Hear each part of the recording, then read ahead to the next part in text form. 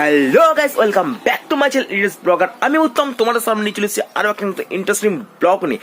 তো guys, video শুরুতে সবাইকে প্রথমেই জানাই হ্যাপি নিউ ইয়ার 2024। তো সবার নতুন বছর খুব ভালোভাবে কাটুক, ওটাই আমি সবাইকে জানাতে চাইছি। তো চলো আর বেশি কথা না বাড়িয়ে এখন ভিডিওটা স্টার্ট করছি। গাইস, ভিডিওটা কিন্তু খুব ইন্টারেস্টিং হতে চলেছে, কারণ নতুন বছরের পার্টি বলে কথা। তো চলো, লেটস প্লে।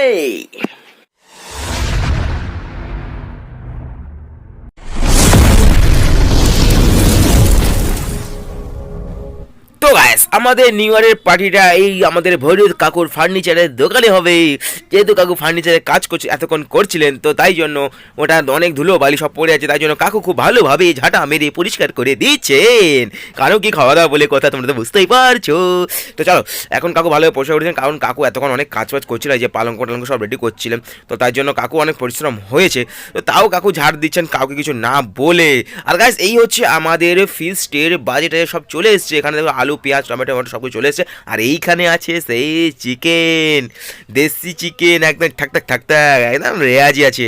তো চলো, আর এখানে কাকু একদম জল টন এনে রেডি করে নিয়েছেন। এবার জলটাকে একটু ধুলো যেহেতু ছিল, তাই জন্য ছিঁচে দিচ্ছেন। আর গাইস, এইখানে আমাদের চালটা হাঁড়িতে ঢালা হচ্ছে, আর মিলন তখন ছটপট ছটপট করছে পাখির মতো, জানি না কেন, বাট করছে। তো চলো, মিলনদা খুব ভালোভাবে চালটাকে একদম দেখিয়ে দিচ্ছে। ও দেখো, আর ঠিক আছে দাদা, তুমি দেখাচ্ছ, আমি বুঝতে পারছি তোমার কষ্টটা, তুমি যে কত কষ্টে আছো ওটা আমিই জানি দাদা। তো চলো, এই হচ্ছে আমাদের আলু পেঁয়াজ, এখন কাটা হবে এটাকে। আর এই হচ্ছে আমাদের কাটা অলরেডি শুরু হয়ে গেছে, বৌদি বসে গেছেন অলরেডি কাটা কাটতে। আর এখানে মিলন দাও চাকু নিয়ে বসে গেছে, বৌদি ওখানে বটি নিয়ে বসে গেছে। তো চলো, আর বেশি কথা না বাড়িয়ে তাড়াতাড়ি এগুলো কাটাকুটি হয়ে যাক, কারণ অনেক রাত হয়ে গেছে গাইস, তোমরা তো বুঝতেই পারছো বেশি রাত করে খাওয়া এই ঠান্ডার দিনে কতটা কষ্টকর। যেহেতু নিউ ইয়ার বলে কথা, তো 12টার পরে তো খেতেই হবে। নতুন বছরে খাওয়া না হলে কি আর সম্ভব বলো?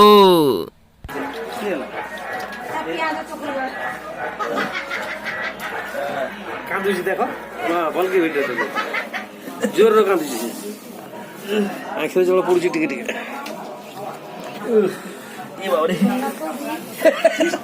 আর গাইস, এই হচ্ছে আমাদের সেই উনুন, যে উনুনে আমাদের রান্না হবে।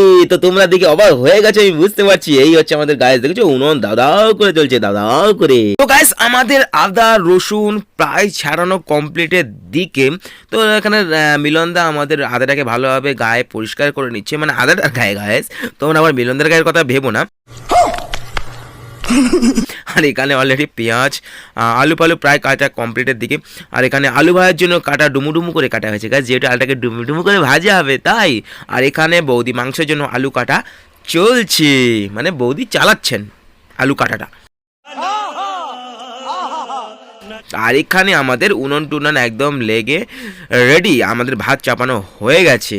তো দেখো, ভাত আমাদের প্রায় শেষের দিকে। আর সোমনাথ এখানে একটু আগুন পড়ে নিচ্ছে, ঠান্ডার দিন তো বুঝতেই পারছো তোমরা। আর এইখানে দেখো গাইস, মিলন দা আদা রসুনটাকে কিন্তু ভালো করে ছেঁচে নিচ্ছে।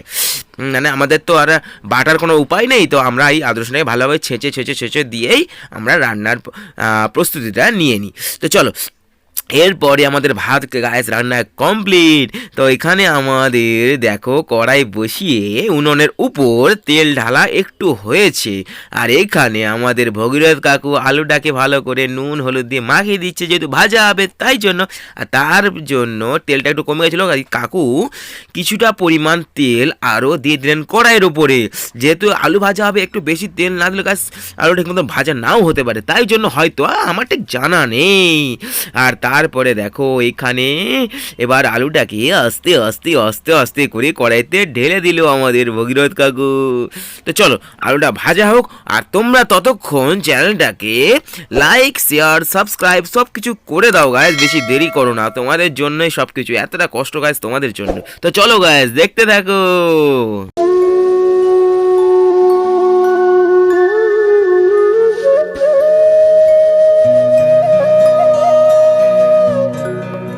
এরপরে গাইস, আমাদের আলু ভাজা পুরো কমপ্লিট, তাই জন্য কাকু ভগীরথ কাকু আলুগুলোকে থালায় বার করে নিচ্ছে।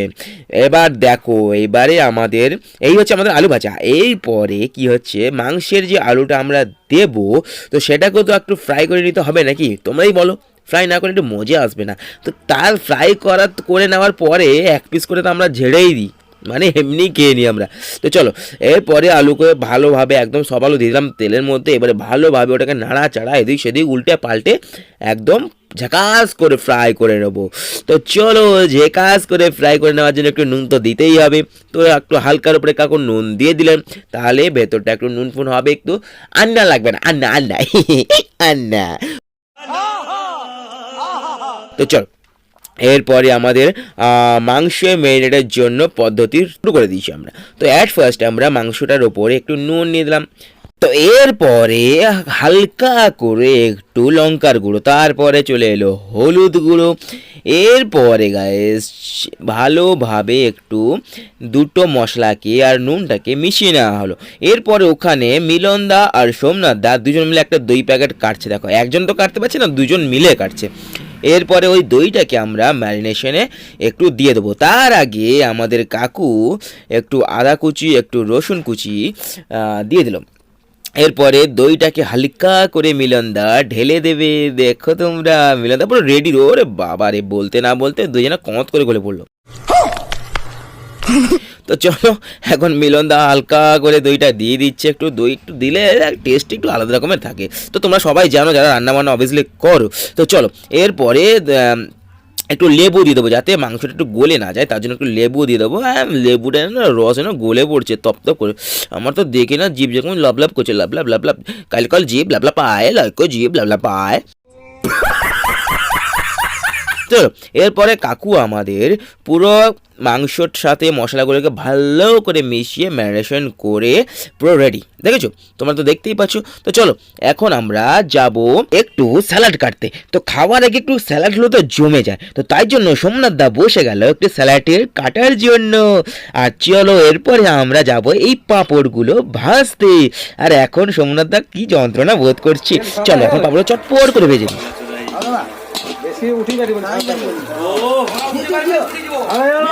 পাতা থালি পাতা থালি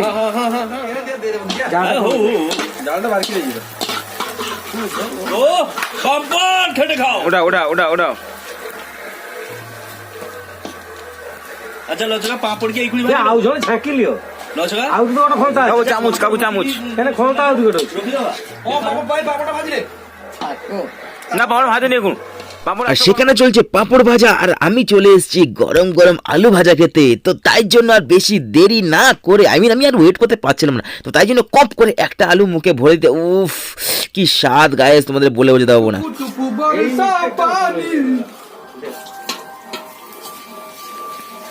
তো পাঁপড় ভাজার পরে যখন মিলন দ্বারা খাওয়া অলরেডি শুরু করে দিল, তখন আমি আর বাকি রাখি কেন, আমিও এক পিস নলি নিয়ে পাঁপড়ের নলি নিয়ে কপ করে কামড় দিতে, উফ কি কাঞ্চি আর গরম ছিল না, এত সুন্দর টেস্ট। আর সঙ্গে সঙ্গে পাঁপড় ভেজে খাবার মজাটাই আলাদা। তোমরা যারা খেয়েছো অবশ্যই কমেন্টে জানিও কেমন লাগে পাঁপড় গরম গরম ভাজা খেতে। তো চলো পাঁপড়টা দারুণ ছিল। তো চলো গাছ তোমরা এখন দেখতে থাকো। আরে এটি লোড়া আছে, লোড়া খাও। দই সাথে পাপড় খাওয়া না, দই সাথে দারুন। এদিকে মিলনদা বলছে দারুণ, আর ওদিকে গরমগুলো আর খেতে পারছে না, ফু দিয়ে দিয়ে দিয়ে দিয়ে কি যে করবে বুঝে উঠতে পারছে না। তাই জন্য ফাঁক মারার জন্য সোমনাথের সাথে কথা বলছে। আর 1 মিনিট পরেই মুখে ঢুকে দিতে বললো কি স্বাদ। আর এইদিকে আমরা মাংসের জন্য কড়াই চাপিয়ে দিয়েছি। তো তেল দেওয়ার পরে কড়াইতে হালকার উপরে পেঁয়াজ দিয়ে দেওয়া হলো। এরপরে আবার একবার পেঁয়াজ, বাকি যে অবশিষ্ট পেঁয়াজগুলো সেগুলোও দিয়ে দেওয়া হলো। তারপরে এখন কি দেওয়া হবে তোমরা তো বুঝতেই পারছো, কিন্তু না এখন কিছু দেওয়া হবে না, কারণ পেঁয়াজটাকে ভালো করে আগে লাল লাল করে ভাজতে হবে। আর পেঁয়াজ লাল লাল লাল করে ভাজা হতে না হতে মিলনদা তার পেঁয়াজ ভাজা খাওয়া শুরু করে দিল। এরপরে পেঁয়াজটা একটু লাল লাল করে ভাজা হয়ে গেলে একটু আদা রসুন কুচি বা আধা বাটা যেটা বলতে পারো সেটা দিয়ে দেওয়া হলো। তারপরে একটু ভালোভাবে নাড়াচাড়া করে নেওয়া হলো, কারণ মশলাটাকে ভালোভাবে মিশিয়ে নেওয়া হলো। তারপরে একটু কিছুটা পরিমাণে লঙ্কার গুঁড়ো, তারপরে কিছুটা পরিমাণে হলুদ গুঁড়ো দিয়ে ভালোভাবে মশলাটাকে কষিয়ে নেওয়া হবে। তো তোমরা দেখতেই পাচ্ছ কীরকম মশলাটাকে কষানো হচ্ছে। ও এইদিকে দেখো গায়েস, সোমনাথ দা রায়তার জন্য দই দিয়ে রায়তা হবে, তার জন্য শসা পেঁয়াজ টমেটো সব কিছু কাটতে স্টার্ট করে দিয়েছে। তো চলো সোমনাথ দা ওখানে কাটতে থাকুক, আমরা এখানে পাঁপড়গুলো যেগুলো খাচ্ছিলাম ওটা খেতে থাকবো, কারণ আমাদের কাছে অনেক খিদে পেয়েছে। আর কিছু তো করার নেই, খেতে তো হবেই। তো আবার আমরা ফিরে আসছি রান্নাতে। এরপরে কড়াইতে মশলাটা কষে নেওয়ার পরে আমরা মাংসটা হালকা করে দিয়ে দিলাম।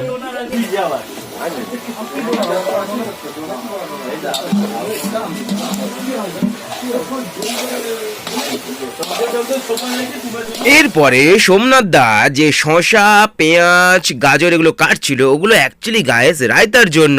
এই রায়তাটা রেডি হচ্ছে আমরা খাবো বলে, কত মজা হবে বলো। আর এদিকে আমাদের খুব ভালোভাবে মাংস কষানো হচ্ছে, আর মাংস কষাচ্ছে আমাদের গণেশ দার শালা বাবু। আর গণেশ দা এদিকে আমলকি খেতে খেতে বহুত মজা করছে, তার সাথে মিলন দা একটুও মজা করে নিল। এই দেখো দেখেছো মিলন দাকে মজা করছে, মিলন দা সত্যি খুব মজার মানুষ। আর গণেশ দা এখানে আমাদের জানাতে চাইছে যে হ্যালো গাইস, আমাদের 31 আজকে, তো আমাদের এখানে মাংস রান্না হচ্ছে, কিন্তু ওটাকে আমি সাউন্ডটা অফ করে দিয়েছি কারণ এখানে মাইক বাজছিল একটু, তাই জন্য। আর মিলন দার সাথে গণেশ দা একটু মজা করছিল। তো চলো দেখতে দেখো এখন গণেশ দা কি বলছে। আজকে 31 আমাদের রান্না আছে। মাংস নেই বেশি কষো বেশি কষো বেশি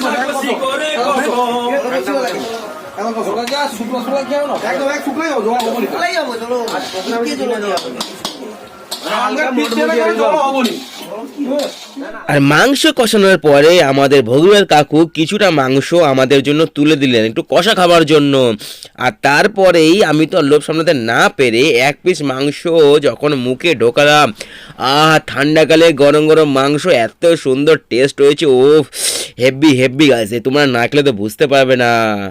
আমি তো টেস্ট করলাম, আমার খুব ভালোই লাগলো। এরপরে সোমনাথ দা লাস্টে এসে একটু টেস্ট করলো, আর ফার্স্টে টেস্ট করলো একটা গরম গরম আলু, আর বললো আলুটা দারুণ সিদ্ধ হয়েছে আর টেস্টটাও ভালো, নুন টুন সব ভালোভাবে ঢুকেছে।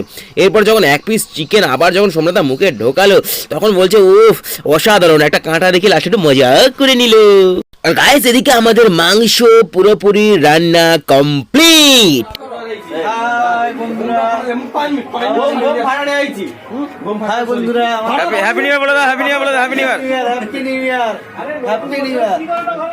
তো গাইস এখন বাজে ঘড়িতে 12:05, নতুন বছরের সবাইকে অনেক অনেক প্রীতি ও শুভেচ্ছা। তো সবাইকে হ্যাপি নিউ ইয়ার।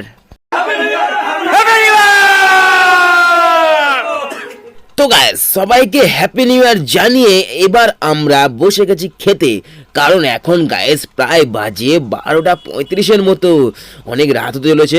তো অ্যাট ফার্স্ট আমাদের ভাত রায়তা আর আলু ভাজা পড়ে গেছে, এরপরে আমাদের মাংস তো পড়বেই। তো চলো এখন সবাই রেডি হয়ে গেছে খেতে বসে, মেন মাংস খাওয়ার জন্য। তো আমার পাতে প্রথমে পড়ে গেল মাংস, আর ওদিকে পঞ্চানদা বসে আছে, ওদিকে তোমার আমার কাকু বসে আছে, মিলনদা বসে আছে, সবাই বসে আছে খাওয়ার জন্য। কারণ রাত তো গাইস অনেক হয়ে গেছে, তো আর কেউ বেশিক্ষণ ওয়েট করতে পারছে না, কারণ খেতে তো হবে নাকি, অনেক রাত হয়ে গেছে, খিদে পেয়ে গেছে সবার, তাই ধৈর্য ধরে কেউ বসে থাকতে পারছে না। তো চলো এখন সোমনাথ দা আর মিনময় দাস, শুধু ওরা দুজন না, সবাই গাছ খেতে বসে গেছে। তো চলো এখন দেখতে থাকো। দিস ইজ মাংসর পিস, নট চিকেন পিস। তো গাইস মুখের সামনে এরকম কষা কষা গরম গরম মাংস, তার সাথে যদি রায়তা থাকে, আর কেউ কি আর ওয়েট করতে পারে?